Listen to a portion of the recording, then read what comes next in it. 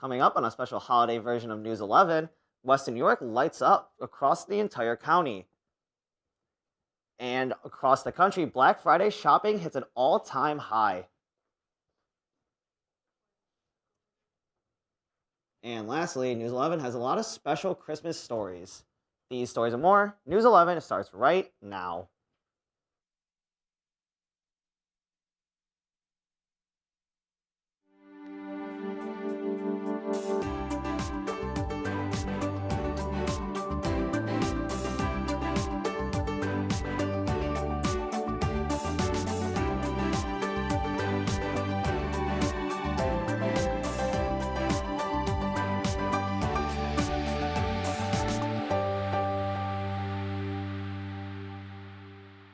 Good evening and welcome to News 11. I'm Topher Elkins. And I'm Chloe Kowalik. Chloe, it's been, 3 weeks since an episode of News 11? Yeah, it's been a while. And somehow we're already on our last episode of the season. Last episode of the season. That's kind of crazy, so I think we're just going to jump right into it. All right, well, the holiday season, according to most people, is the most wonderful time of the year for giving, and Kirk's Jewelers in Dunkirk once again got the memo. Kirk's Jewelers teamed up with the Toys for Tots program to help bring joy to children in Chautauqua County. A 13-year-old student from Westfield, Sage Zachman, has continued her annual tradition of collecting toys and gifts for other children. According to Sharon Frey of Kirk's Jewelers, Zachman has become what's known as Kirk's Jewelers' Shining Star. The event began when Zachman first asked for toys for other children around the holidays for her birthday gift. Since then, Kirk's Jewelers pledged to match the number of gifts she received in the first year, and it has taken off ever since. As of right now, Zachman has received more than 250 toys already this year. Kirk's Jewelers will continue to accept new unwrapped toy donations at their location at 3935 Vineyard Drive in Dunkirk until December 10th. Jamestown Public Schools have been pulling back on the use of Native American imagery for its mascot and logo. The potential loss of state aid may now require JPS to reevaluate its use of Red Raiders for a nickname for their high school teams. The State Department sent out an email to all districts saying this month that schools in New York must stop the use of Native American references in mascots, team names, and logos by the end of the current school year or face penalties that include the loss of state funding. Jamestown Superintendent Dr. Kevin Whitaker responded by saying, quote, "At this point, we're awaiting future clarifications and guidance as promised in the memo from the New York State Education Department," end quote. And added, quote, "Once we receive that guidance, we'll reevaluate the requirements and we are in comparison to them," end quote. 19-year-old Peyton Gentrin pled guilty on Monday to all state charges for the supermarket mass shooting in Buffalo. On May 14, 2022, Peyton entered Tops and opened fire, killing 10 people and injuring 3 others. Investigators believe the attack was race-based as the Tops location was in a primarily black community. Peyton has pled guilty to 1 count of first-degree domestic act of terrorism motivated by hate, 10 counts of first-degree murder, 3 counts of second-degree attempted murder as a hate crime, and 1 count of second-degree criminal possession of a weapon. According to Erie County District Attorney John Flynn, the suspect is the first person in New York State to be indicted and convicted of a domestic act of terrorism motivated by hate charge. In Orleans County, a local opera house has gotten a $10 million renovation. Ben's Opera House was built in 1865 just as the Civil War was ending. Today, the Opera House is now an event center, a 10-room ballroom, and holds a restaurant. The building is 3 stories and brings a lot of tourism into the county. The renovation was paid for by Roger Hunterford and his Tales Equity LLC. Don Borchert, the Director of Tourism for Orleans County Tourism, said, quote, "It only adds to the visitor experience. Ben's impact isn't just felt in downtown Medina, it is felt throughout the county," end quote.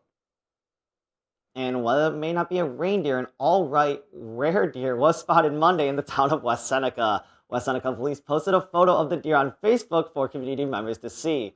Soon after the post went up, TJ Pignataro of the New York State Department of Conservation explained the deer is likely a leucistic white-tailed deer. This means that the deer has patches of white fur or an entirely white coat. Pignato also confirmed that the deer is not albino despite popular belief among the community. If you've got travel plans in the near future, you may be in luck. Gas prices are on the decline both locally and nationally. According to a AAA Western in Central New York, the national average for a gallon of gas is just $3.55, down 11 cents from last week. Our state average per gallon is around $3.79, which is down 6 cents from last week. AAA says that the cheaper prices are due to lower oil prices. Within New York State, the average cheapest locations for gas include Batavia, Elmira, and Syracuse. Ski season has been slightly hit or miss for anyone trying to get early trips out to the slopes this year with ever-changing weather here in Western New York. After the massive snowstorm that hit the area before Thanksgiving, Holiday Valley first opened on November 25th and was open for the entire weekend. However, after the recent warm-up and rapid melting of the snow, they were forced to pause operation from Monday to today. The resort plans on opening back up tomorrow, barring any setbacks with the weather. Kissing Bridge, another popular ski and snowboard spot in Western New York, is also struggling to get their season going. The original open date was meant for last Friday, however, due to issues with snow production and the melting snow, they have yet to open their doors to winter sports goers. They have, however, opened up other aspects of the resort, including the restaurant, bar, and ski shop. Kissing Bridge currently doesn't have an opening date set, but has constantly been updating their Facebook page saying that it is right around the corner. The Buffalo Zoo kicked off its annual Christmas tradition of covering the zoo in holiday lights. The after-hours event is spreading Christmas joy and creating a space for families to have fun. Julie Mogavers, Director of Marketing and Events at the Buffalo Zoo, says that the bow on top of this event is that all proceeds go to taking care of the animals. Mogavers said, quote, "Everything that we do here at the Buffalo Zoo benefits our animals, and it gives the community an opportunity to see something different that they might not normally see," end quote. The holiday light will take place every weekend, 5:30 to 9:30 p.m. until Sunday, January 1st. And now until New Year's Day, there's a chance to see an entire village of Christmas lights. The Stony Brook Quail One development that made up of over 300 homes spread out over 8 streets is lighting up their houses again this year. The tradition started with Tony Dittmer 35 years ago when he started decorating his house for Christmas in October. His neighbors started joining in, and now it has turned into a fundraising event for charity. The neighborhood chooses a charity to receive donations for each year, and this year, all of the donations are going to the Evan Wood Fund, formerly known as the Eric Wood Fund, which helps chronically ill children at Oishei Children's Hospital. For more information on how to donate, visit stonybrooklights.org. And before we toss to break, we want to share some end-of-the-year events that some of our campus clubs are hosting around SUNY Fredonia. Be sure to check out all these events and message the respective clubs for more information. Next up, we'll have your national headlines. We'll be right back.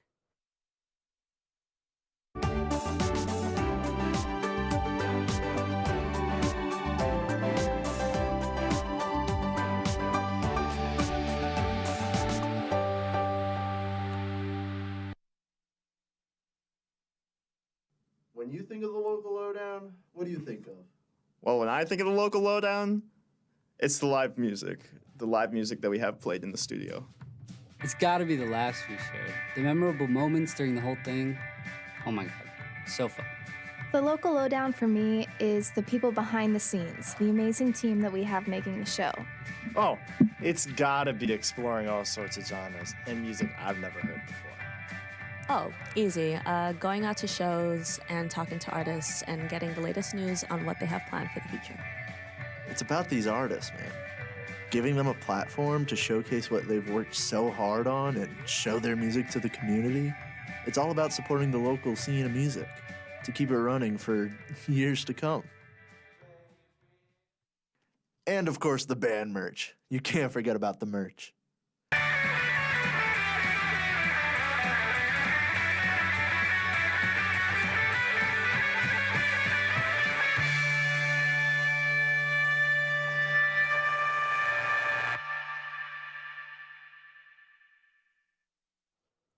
Former President Donald Trump has announced that he will be running for president in 2024. Trump was impeached twice, refused to concede defeat, and inspired a failed attempt to overturn the 2022 election, culminating in a deadly attack on the U.S. Capitol. Despite this, the former president is still putting in a White House bid. His announcement comes amid investigations into his conduct. Trump is currently under investigation by the Justice Department for the effort to submit fake electors who claim Trump won key states in the 2022 election, and for the mishandling of classified documents recovered from Mar-a-Lago. He is also under suit by an Atlanta area prosecutor for pressuring Georgia officials to overturn the state's election results. On Tuesday, the Senate passed a landmark bill to protect same-sex marriage. 12 Republicans crossed the aisle to join all members of the Democratic caucus to pass the Respect for Marriage Act. The purpose of the legislation is to protect same-sex marriage if the Supreme Court overturns the 2015 decision that legalized it. The bill also protects interracial marriage. While the measure doesn't prohibit states from banning those marriages, it would force them to recognize the marriages granted by other states. The bill now heads to the Democrat-controlled House of Representatives. Danya Prielu, an employee who worked at Walmart for over a year and was in the room during the mass shooting in Chesapeake, Virginia, is now seeking $50 million in damages. The suit filed Tuesday accused Walmart of being negligent by hiring and continuing to employ the suspected shooter despite its knowledge of his alleged disturbing interactions with staff and a written complaint the victim submitted to the company about the suspect's behavior more than 2 months before the shooting. The suit also accuses Walmart of failing to, quote, enact any preventative measure to keep Walmart customers and employees safe, end quote. A statement released by Walmart in response to the suit said, quote, we are reviewing the complaint and we will be responding as appropriate within the court, end quote. A missing hiker was found dead after flash floods occurred in Utah's Zion National Park on Tuesday. Jital Agnihotri, 29, was found in the Virginia River on Monday. A medical examiner pronounced her dead at the scene. The National Park Service initially received multiple reports of park visitors being swept off their feet by a flash flood in the narrows of the Zion Canyon at around 2:15 p.m. on Friday. One hiker was sent to the hospital. Agnihotri was reported missing on Friday as well. The National Park Service was assisting the Washington County Sheriff's Office and Zion's rescue team as they searched for Agnihotri this week. More than 170 responders ultimately participated in the 4-day search and rescue operation. NFL star Odell Beckham Jr. was removed from a flight Sunday morning for refusing to buckle his seatbelt. Beckham was on an American Airlines flight from Miami to LA when crew members said he refused to comply with their safety rules. Members of the flight crew say the NFL free agent wide receiver appeared to be coming in and out of consciousness at the time. The pilot was forced to abort takeoff and return to the gate. Miami police say they were called on board the plane for what was described as a, quote, medical emergency. Passengers were asked to deplane, and Beckham eventually complied with the request by police to get out of his seat. Beckham was then escorted off the plane, and so far no charges has been filed on the incident. A representative for Beckham calls it all a misunderstanding, explaining that he simply fell asleep on the plane. As of today, no charges have been filed against Beckham. A record number of consumers in the U.S. went holiday shopping over Thanksgiving weekend. According to the National Retail Federation, 196 million Americans hit stores and went online looking for toys, televisions, clothing, and more. That's a 10% increase from last year. This is despite high inflation and the possibility of a recession next year. The Black Friday boom also marked a return to brick-and-mortar stores for many shoppers. MasterCard said in-store sales increased 12% on Black Friday from last year when concerns about COVID remained high. According to Adobe Analytics, consumers also spent a total of $11.3 billion on Cyber Monday, the biggest online shopping day of the year. That marks a 5.8% increase from last year. Now when we come back, Sarah Gorton joins us for our last sports update of the semester, and Jules joins us for our first look at the weather. We'll be right back.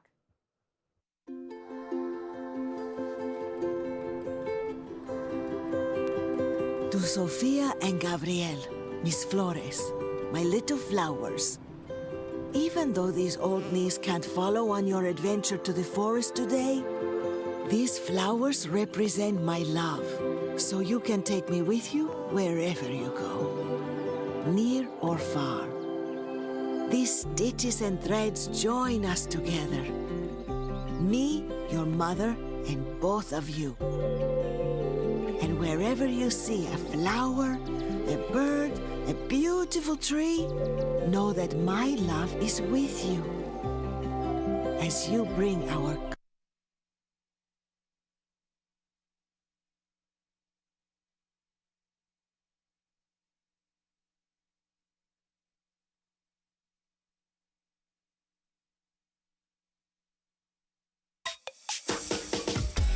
This one's for the real ballers and shot callers, the sisterhood of women in tech.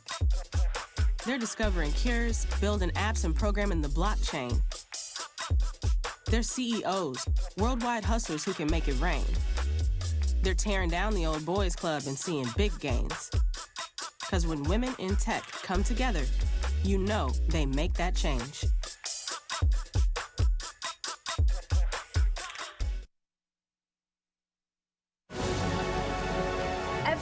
Every day, millions of people are connecting. And even though we're overcoming obstacles, watching each other's backs, and banding together, we should still make an effort. We should still make an effort to get to know each other on a deeper level. Father, cosplayer, mentor, actor. It's time we take a step forward. It's time we take a step forward. Come together and discover how accepting our differences can make us stronger.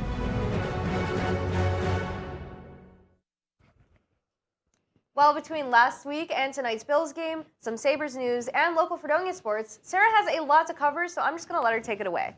All right, well, thank you, Chloe. Well, in Fredonia sports this week, the men's and women's basketball teams both took on the Oswego Lakers in matches that took place on Monday, November 28th.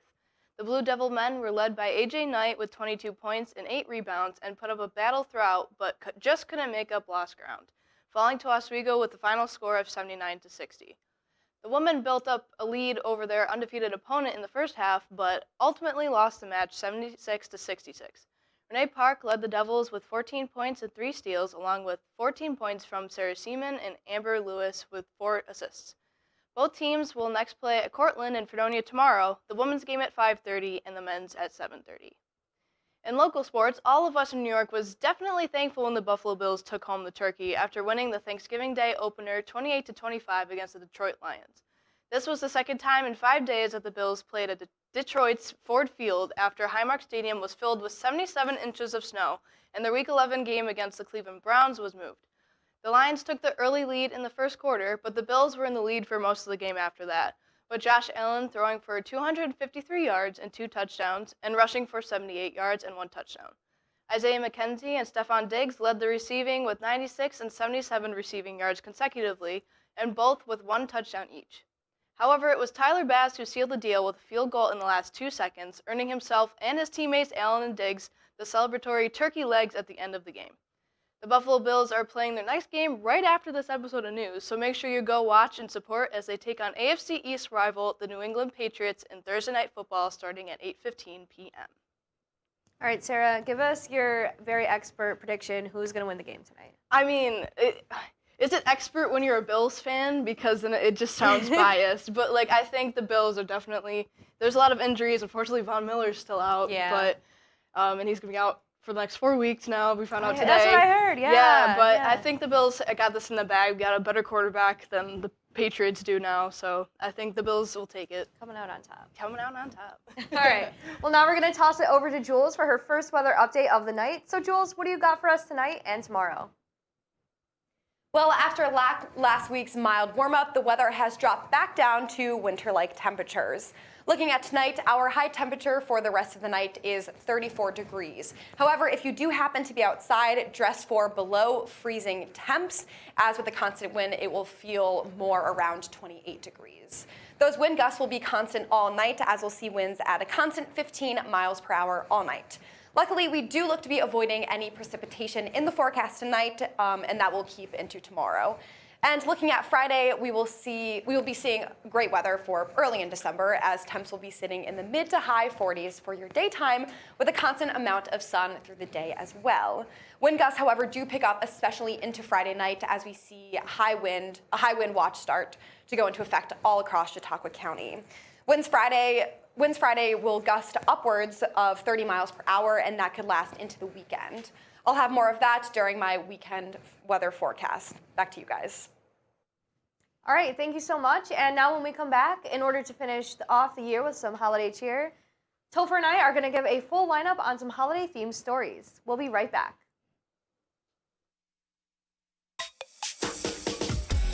This one's for the real ballers and shot callers, the Sisterhood of Women in Tech. They're discovering cures, building apps, and programming the blockchain. They're CEOs, worldwide hustlers who can make it rain. They're tearing down the old boys club and seeing big gains. Because when women in tech come together, you know they make that change.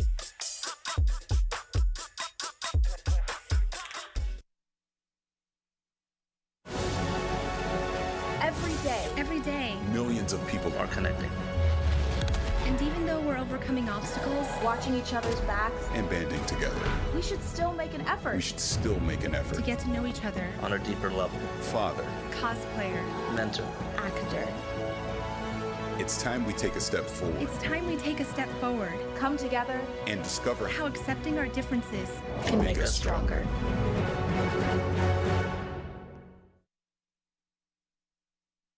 How prepared is your family if a hurricane shows up at your doorstep, or a flood, or a blizzard? You can't just turn away a natural disaster. That's why it's important to go to ready.gov/plan now. It has the tools and tips you need to make an emergency plan with your family. So if disaster comes knocking, let's go. You'll be ready to help keep your family safe. It's just a pizza. Yes! Make a plan today.